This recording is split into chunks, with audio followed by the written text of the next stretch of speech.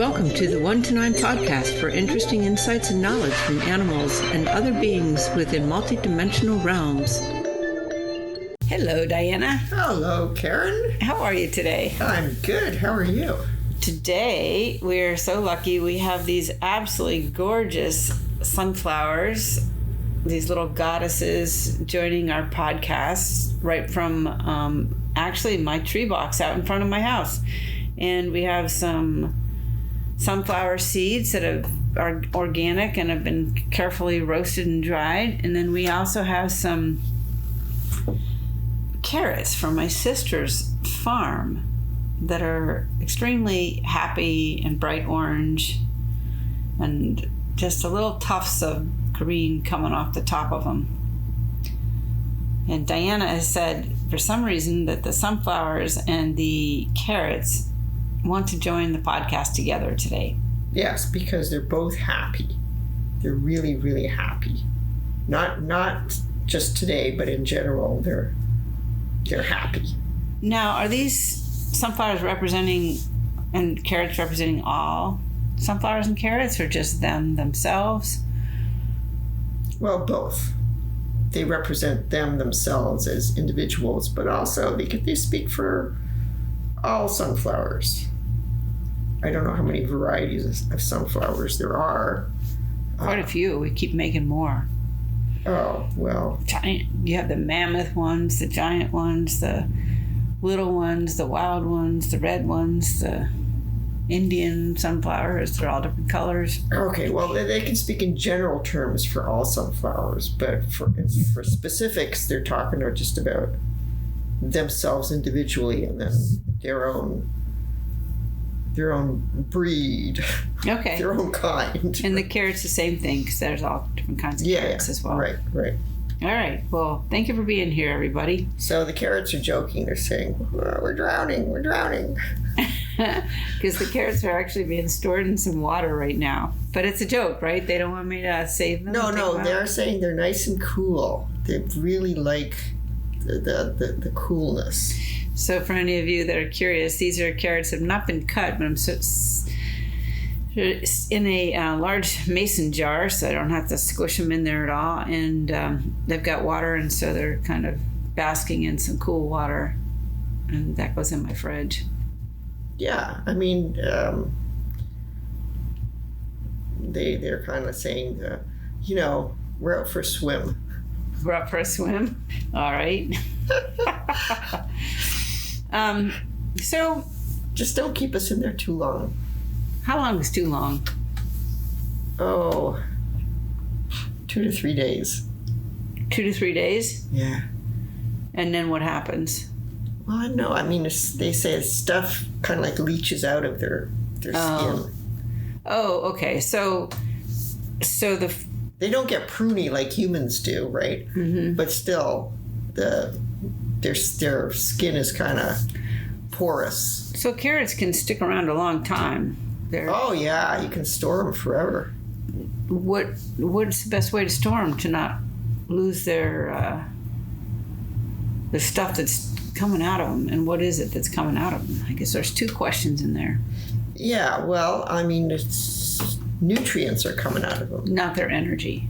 Well, nutrients are one of the components that actually make up their energy too. So if they lose all their nutrients, of course they're going to lose their energy. Oh, interesting. Yeah. So they're, from the day that they're freshly picked, are they at maximum energy then? Maximum energy when they're picked. And if they're stored in a nice cool place, their energy is going to be kind of like conserved. And storing, you mean like plucking them out of the ground and putting them in cold storage? Yeah. It doesn't have to be a fridge. Just not hot and humid. Right. Okay. A dry, cold storage somewhere. Yeah. And they don't have to be in water. No, they don't have to be in water. And you should or shouldn't wash them first? Before you store them? Yeah. No, don't wash them. Don't wash them. Don't wash them. No. Yeah. What is it about washing the carrots that makes them... They're saying it's like washing off a protective coating. Okay. All right. About washing them before you eat them? You can if you want to. All right. Either way. You don't have to. All right. Or maybe you could just rinse them to get the loose dirt off them, but not really scrub them. Yeah. I mean, of course, if they've been grown in soil that has got chemicals in it, then perhaps you actually do want to scrub them more thoroughly. Oh, okay. Do they like the chemicals? No, they do not like the chemicals. Oh, yeah, that seems to be pretty universal. Yeah, no. Does that reduce their energy and their nutrient level, or make them not as happy, or makes what happens? Them not as happy. They're kind of like, like 50 to 75% less effective. Okay. I mean, it's like any other kind of living being, right? Mm-hmm. If you're putting in stuff that's good for it, it's going to be 100% effective. But if you're kind of like putting in lesser quality components to make them grow, or even toxic kind of stuff, it goes down. Effectiveness goes down. And I'm assuming that the energy of the farm and the pickers and all that stuff affects them as well. Oh, yeah. Uh-huh. It's a happier farmer, a happier carrot. Definitely. If you have, yeah. Although, they've got their own consciousnesses, right? Mm-hmm. So, I mean, they can determine whether or not to kind of like shake off bad vibes. Oh, okay. That's interesting to know. So is the carrot, the carrot has its own consciousness, and it carries with it some of the energy. And do we eat that? Do we take that on when we eat it? Their energy? Yes, that's part of their mission. That's part of their mission, is to share their consciousness with us. And why would we want a carrot consciousness?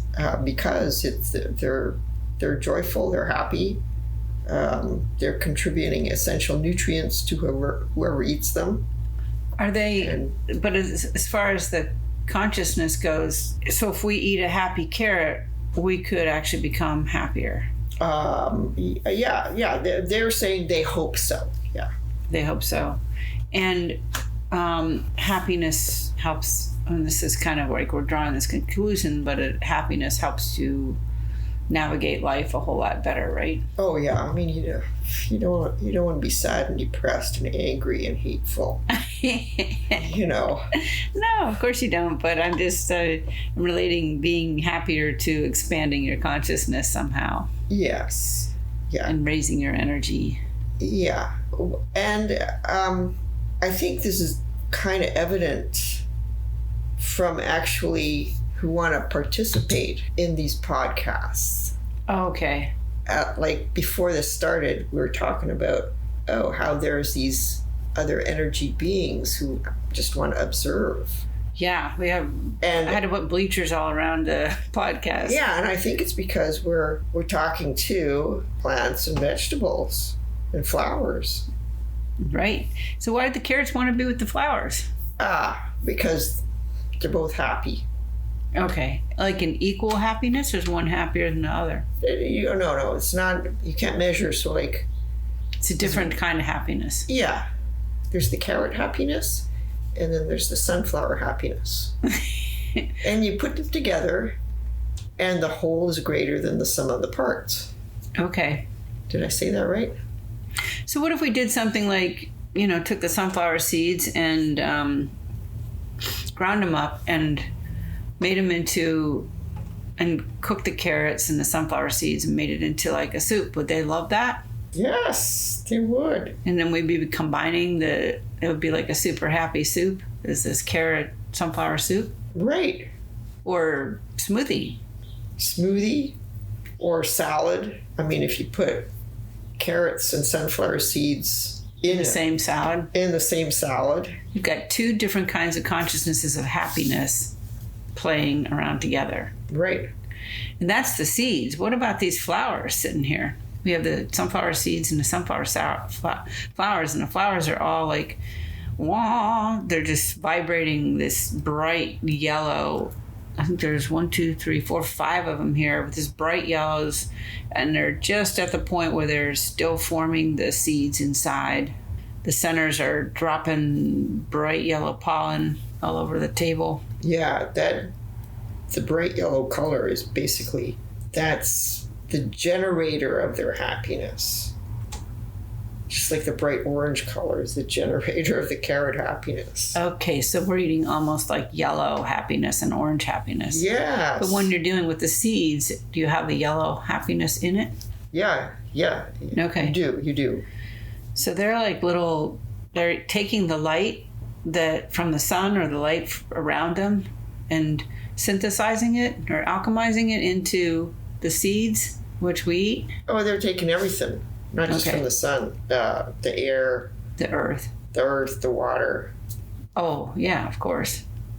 Yeah. And I guess they're saying you can eat the sunflower itself. Yeah, and the pollen too. Oh, yeah, the pollen is edible. The flower, the petals, the yellow petals are edible, right? Yeah. And some people I've seen take a whole sunflower, just as we're looking at it, and put it on the stove and cook it. Like an artichoke.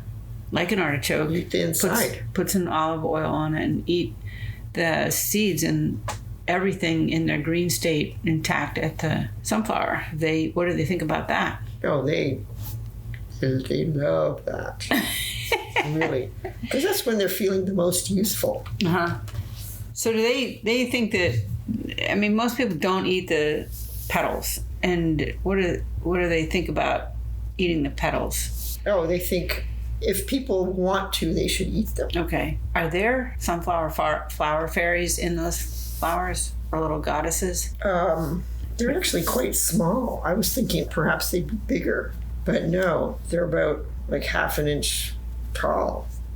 One fairy per flower? No, there's more of them. They seem to be coming out of the seed part too. Oh, interesting. That's where they live. Huh.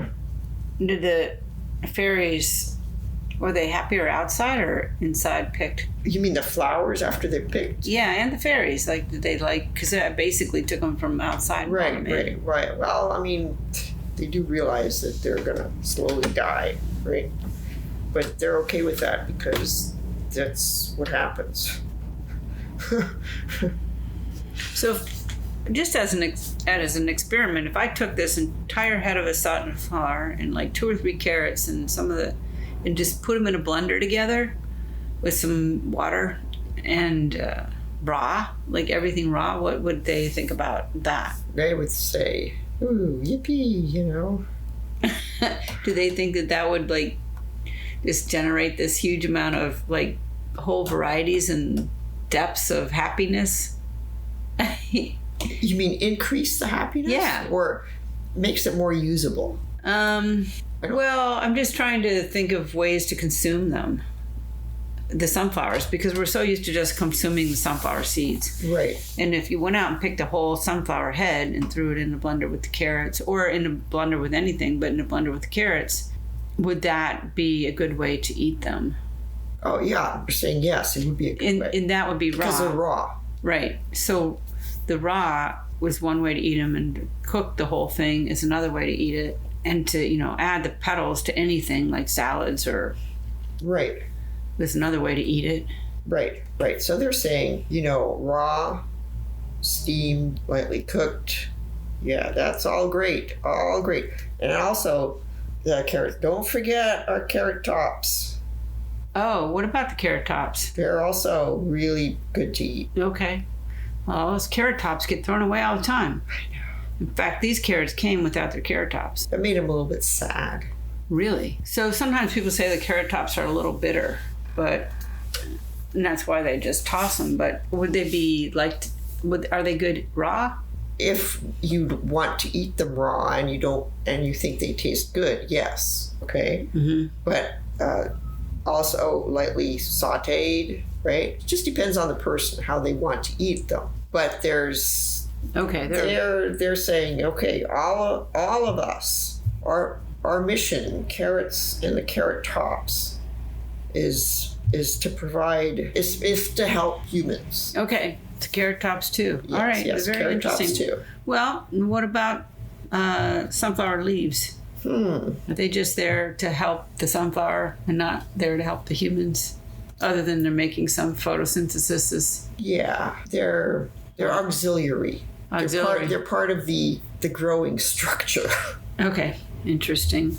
So, carrot tops. Now, carrot tops are green. So we've talked about the two yellow colors are different levels of happiness.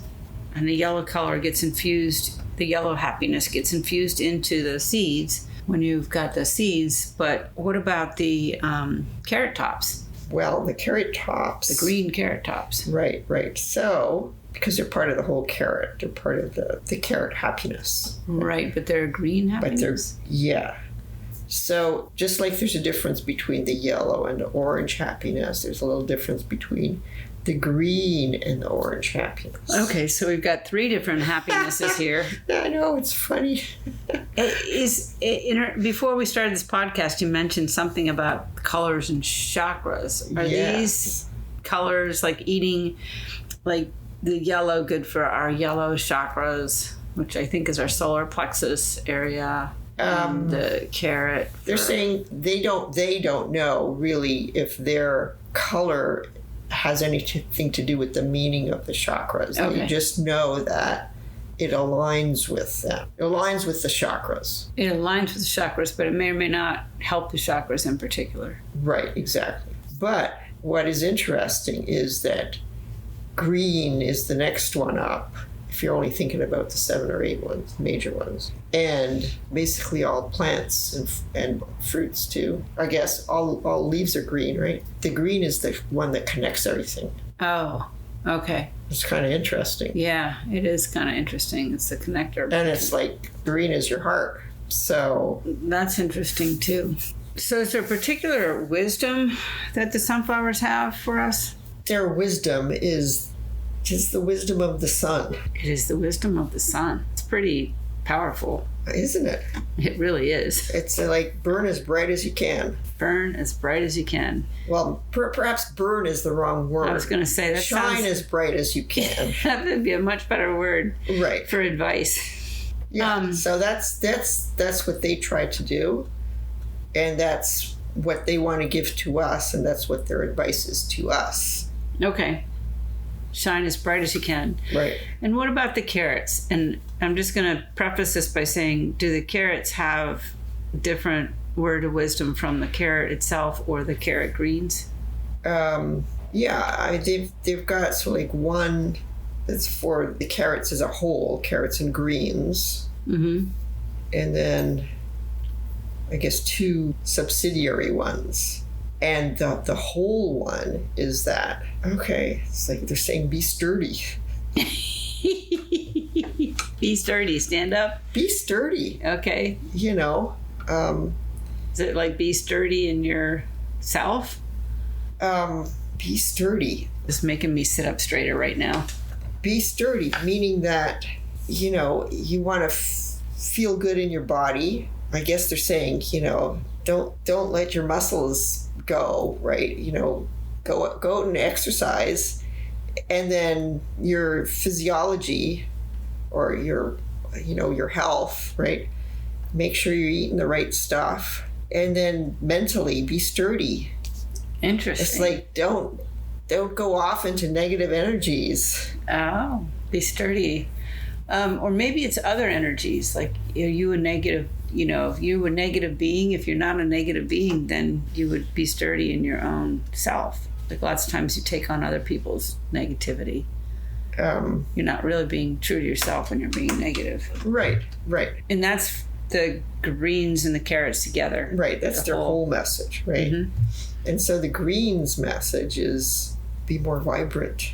Be more vibrant, okay. Which is different than the sunflower shine. Shine, right. Shine as bright as you can. Vibrant just means so like, you know, it's like your energy is just vibrating faster. Okay. And then the orange, they're saying ground yourself. Now, is that orange or is that partly because it's a root vegetable? Now, is there a particular way that either one of these don't like to be prepared? Well, I mean, don't roast them until they're charred and black. What about dehydrating? Yeah, it's okay. So lightly roasted, lightly steamed, sauteed. Yeah. Raw. Dehydrated. And raw, yeah. Mm-hmm. And it's okay to blend them in a blender to make them into soups or...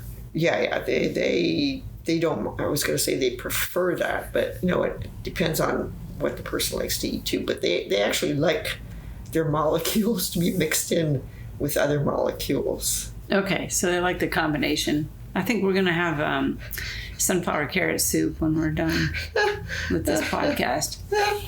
And you can have some bright yellow sunflower petals on top. Absolutely.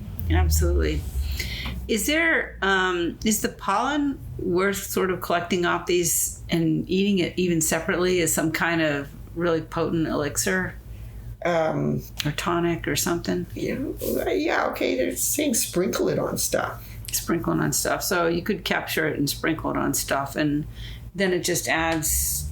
It magnifies whatever it is. It's a magnifier, amplifier or something? Right, yeah. The pollen in particular is an amplifier? Yeah, that's what they're saying. So if you want greater effectiveness from the seeds, I guess, sprinkle some of the pollen on the seeds. Okay, or if we made a soup out of sunflower and carrot soup, we could sprinkle the pollen on top and it would... Right. Not only would it look really pretty, right.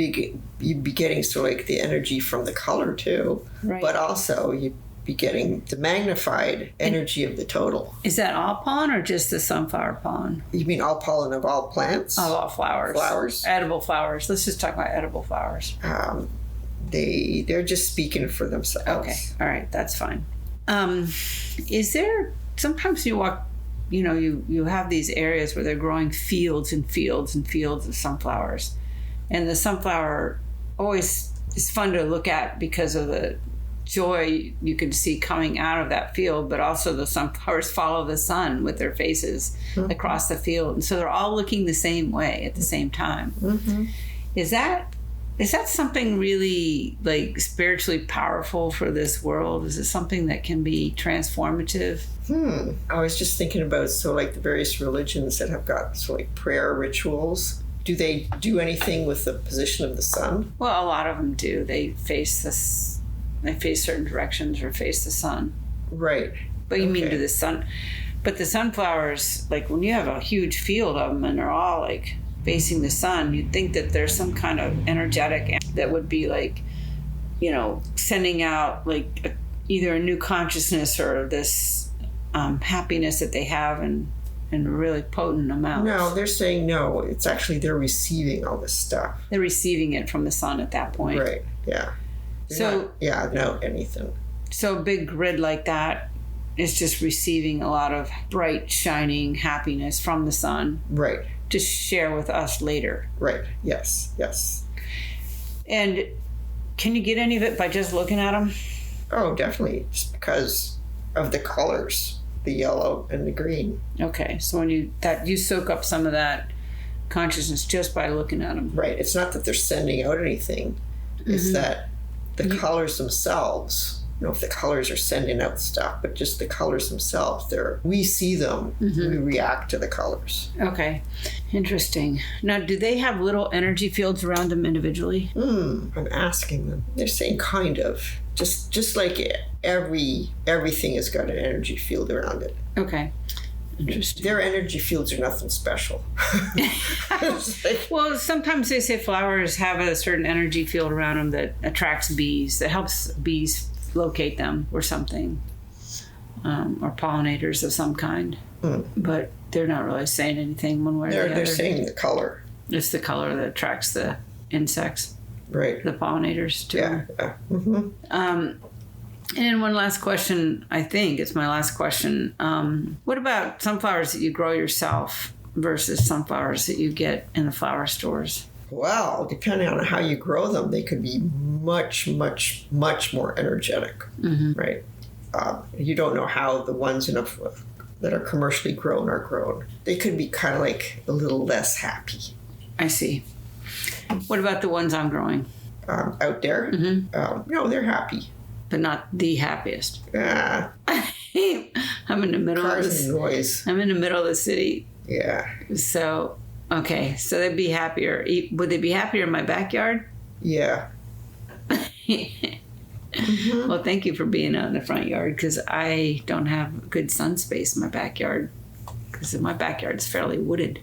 Well, okay, yeah. So it's wherever there's the most sun. And the fairies that are in there, they just disappear. They just kind of disintegrate when the flower's gone, and then they reappear. Or do we actually get some fairy energy when we? Well, we also get some fairy energy. Okay. Some flower fairy energy. So in general, are carrots and sunflowers part of? Can we use them as a way to expand our consciousness? We can use them as a way to expand our joyfulness. Our joyfulness. Okay.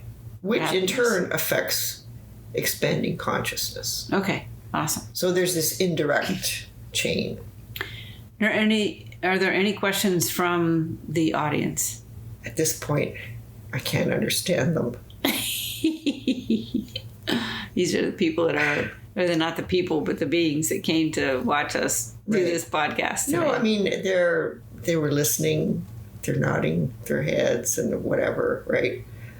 But, and I do sense that they want to say something, but like I said, at this point, I can't understand them. All right. I think. I'm just like thinking still of the audience. Oh, okay. I don't know. I just see these waving of arms, you know.